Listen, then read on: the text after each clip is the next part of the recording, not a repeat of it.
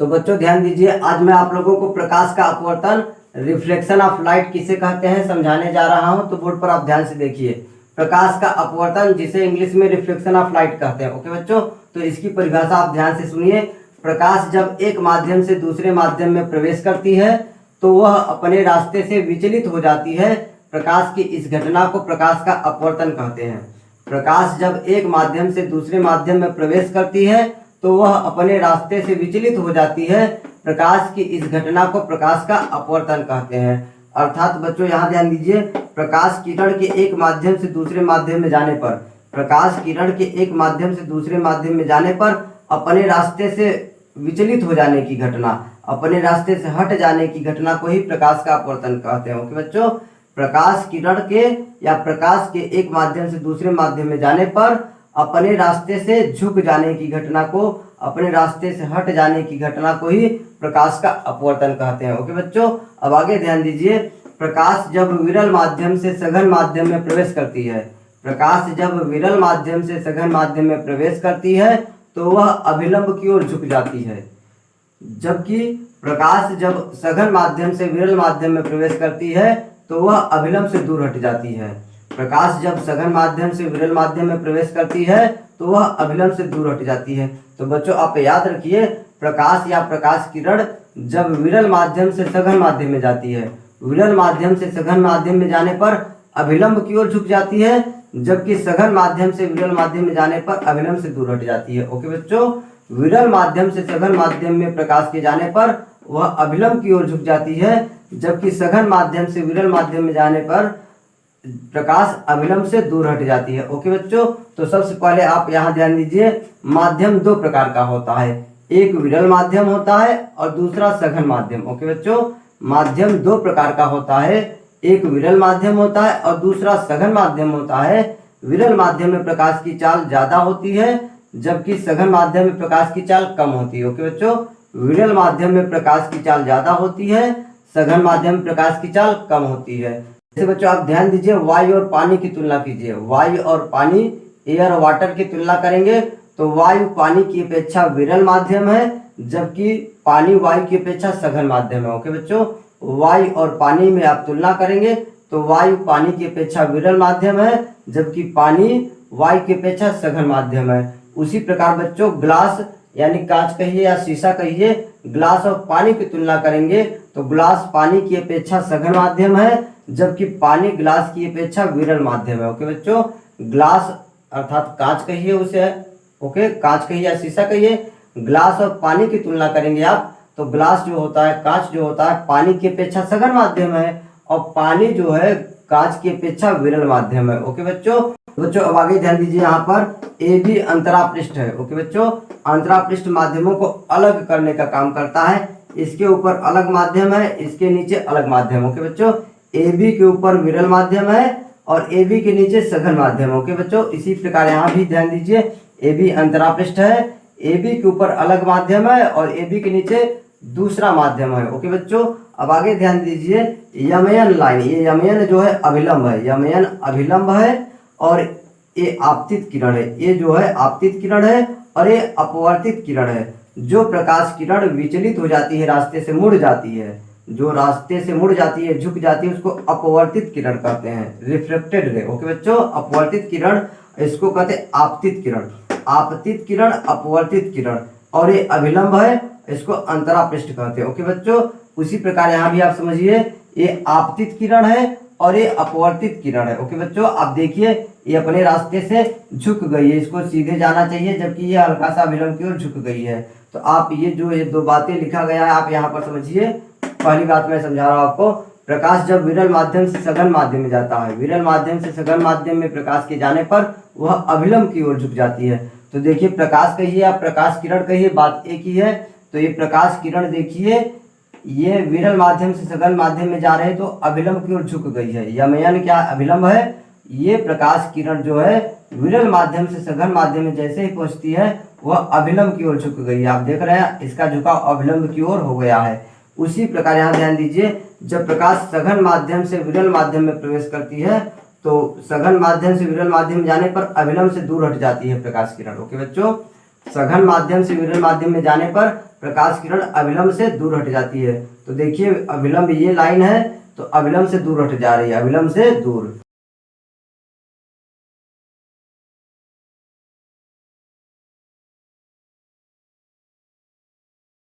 बच्चों अब आगे देखिए, मैं आप लोगों को प्रकाश के अपवर्तन का नियम समझाने जा रहा हूं, तो बोर्ड पर आप ध्यान से देखिए।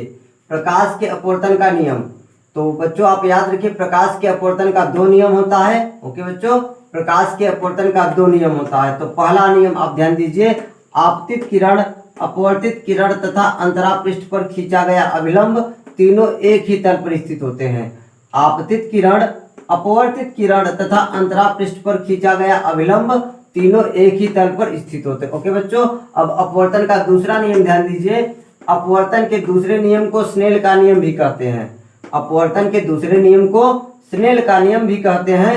इसके अनुसार आपतन कोण की ज्या तथा अपवर्तन कोण की ज्या का अनुपात एक नियतांक होता है, जिसे पहले माध्यम के सापेक्ष दूसरे माध्यम का अपवर्तनांक कहते हैं।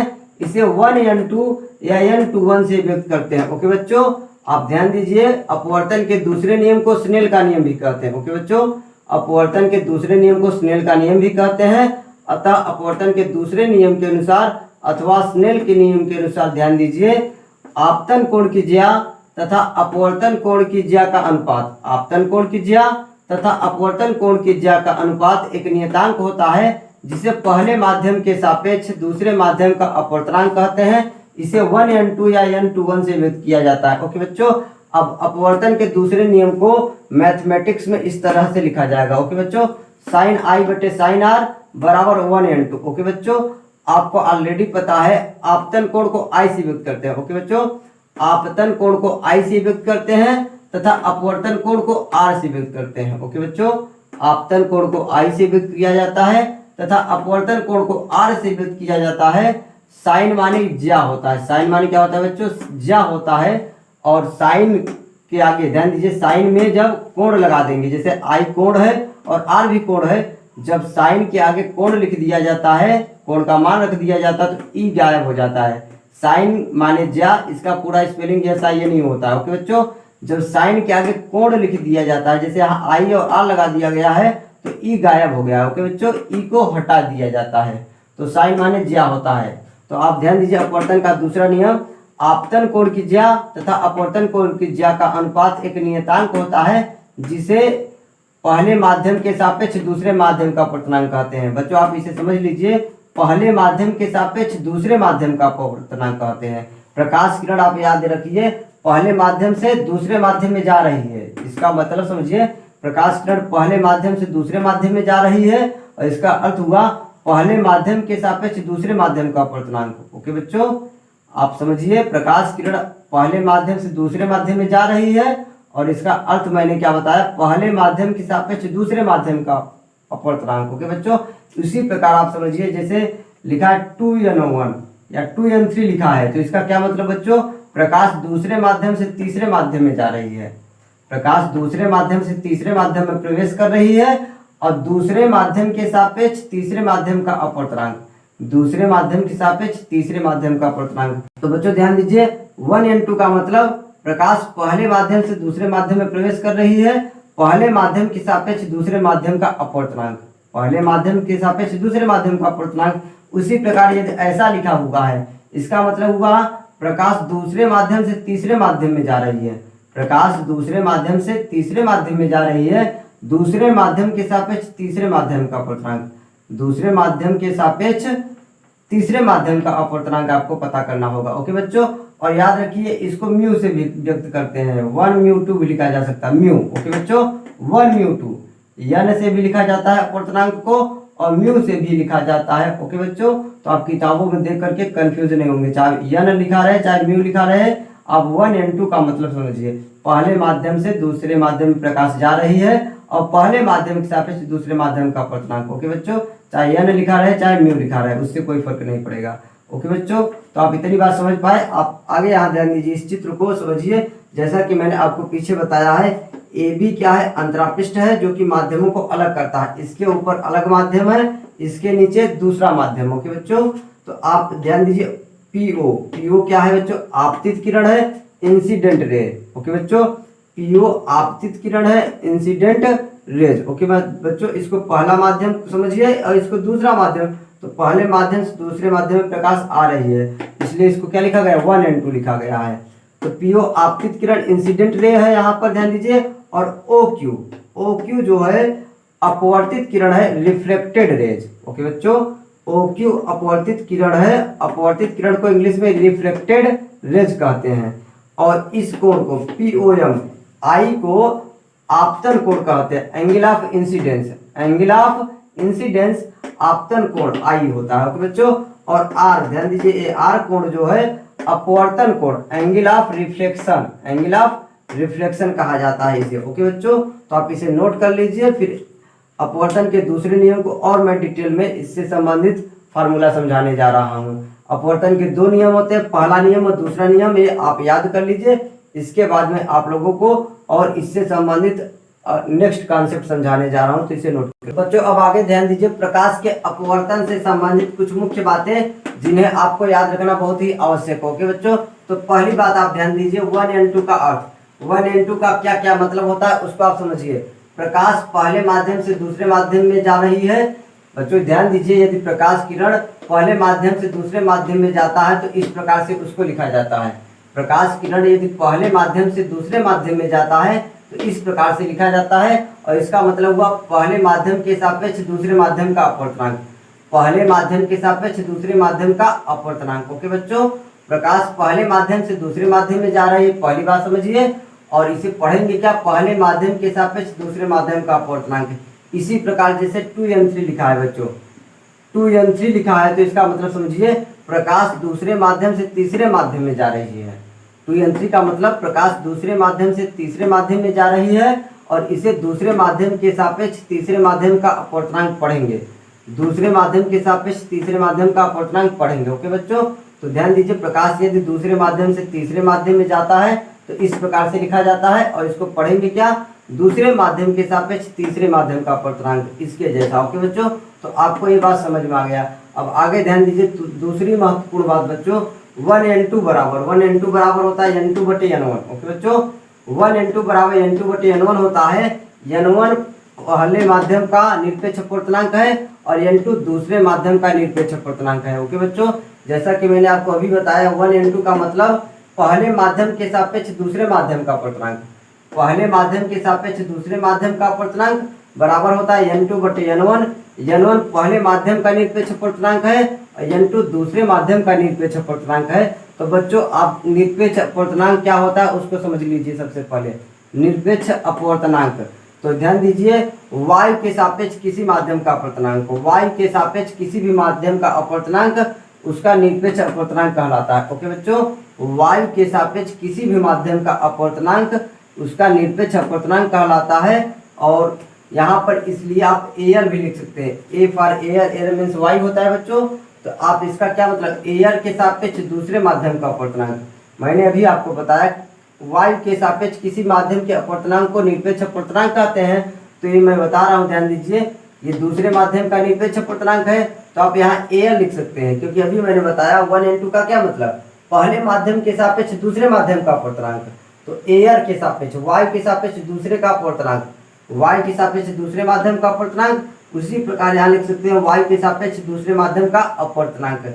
लेकिन आपको यहाँ एयर लिखने की जरूरत नहीं है, इसको ऐसे ही समझ लिया जाता है। ओके बच्चों, आपको जानकारी होना चाहिए। ओके, निरपेक्ष अपवर्तनांक का मतलब समझ में आया, क्या मतलब होता है, y के सापेक्ष किसी भी माध्यम का अपवर्तनांक निकालेंगे आप तो उसको निरपेक्ष अपवर्तनांक कहेंगे। ओके बच्चों, अब तीसरी महत्वपूर्ण बात ध्यान दीजिए, 1n2 बराबर होता है 1/2n1। ओके बच्चों, 1n2 बराबर 1/2n1 होता है। इसका मतलब पहले माध्यम के सापेक्ष दूसरे माध्यम का अपवर्तनांक बराबर दूसरे 1 बटे दूसरे माध्यम के सापेक्ष पहले माध्यम का अपवर्तनांक। बच्चों ध्यान दीजिए, प्रकाश किरण पहले माध्यम से दूसरे माध्यम में जा रही है।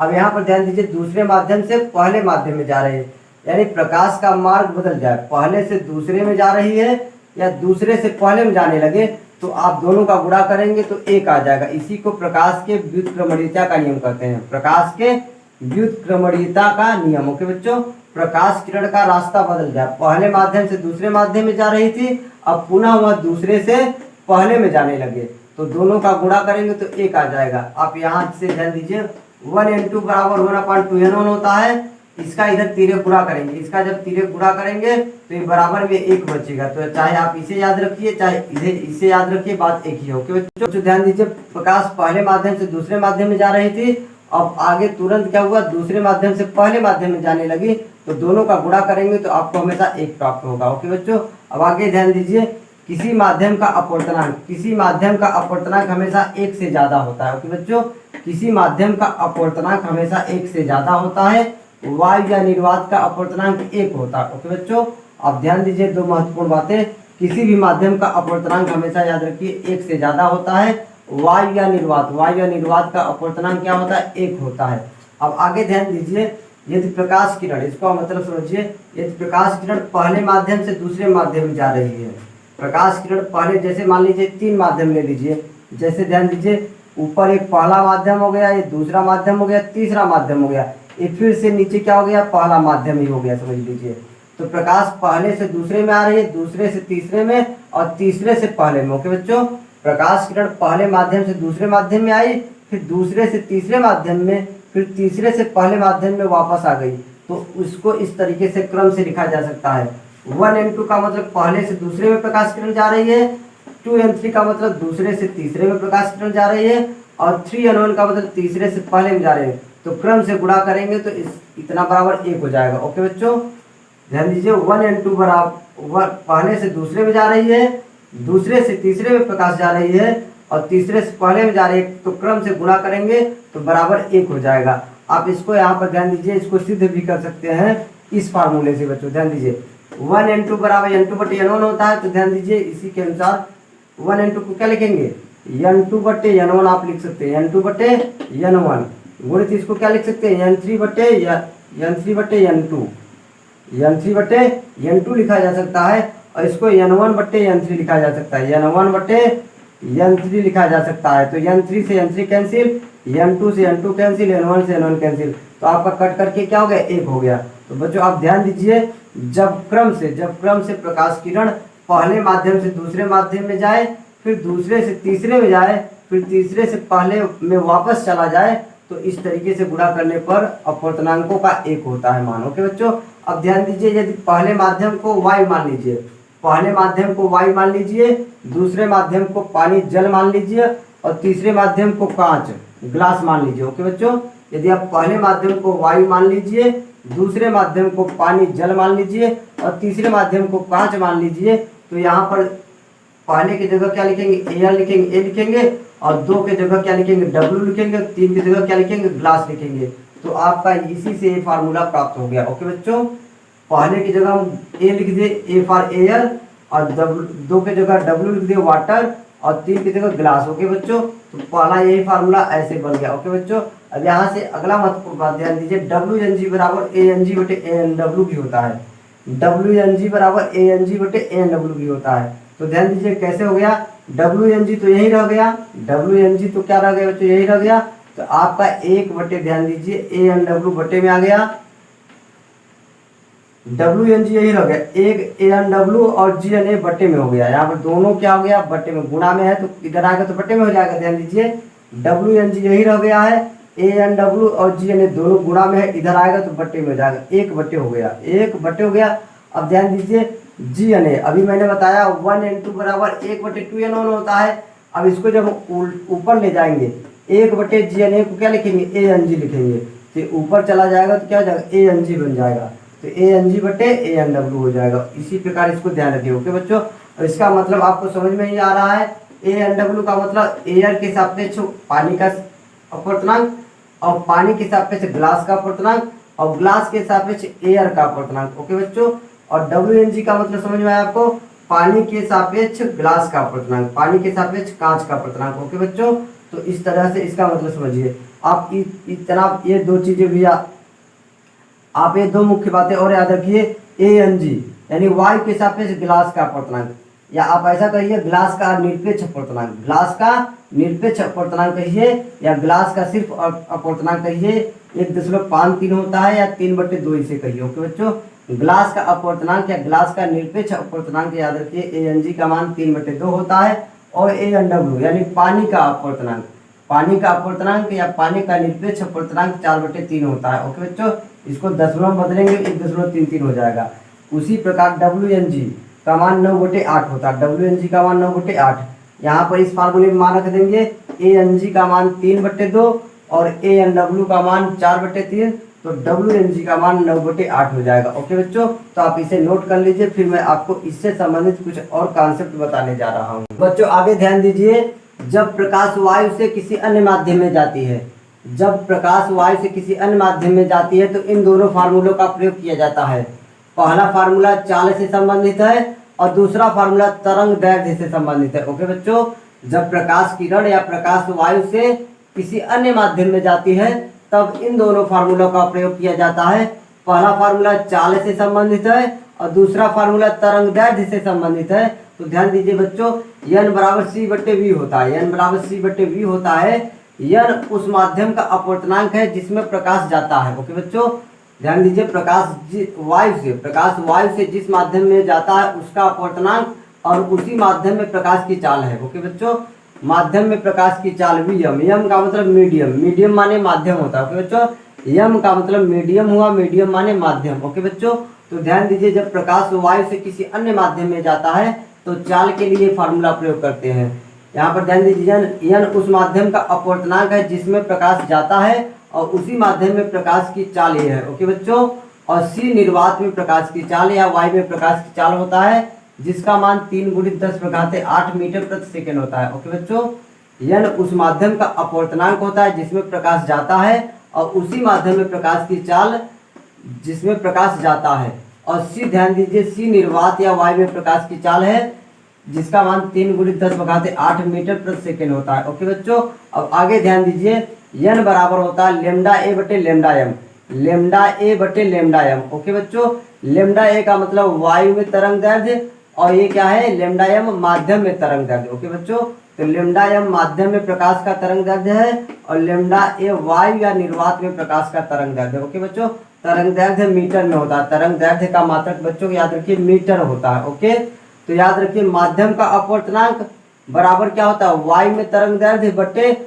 माध्यम में तरंग दैर्ध्य। ध्यान दीजिए, जिसका ये अपवर्तनांक रहेगा उसी में ये तरंग दैर्ध्य निकाला जाएगा, जिसका ये अपवर्तनांक रहेगा उसी में चाल निकाला जाएगा। ओके बच्चों, अब अगली महत्वपूर्ण बात ध्यान दीजिए, एक माध्यम से दूसरे माध्यम में जाने पर प्रकाश की आवृत्ति नहीं बदलती है। ओके बच्चों, तरंग दैर्ध्य एक माध्यम से दूसरे माध्यम में जाने पर तो बदल गया बच्चों, और चाल भी बदल गया।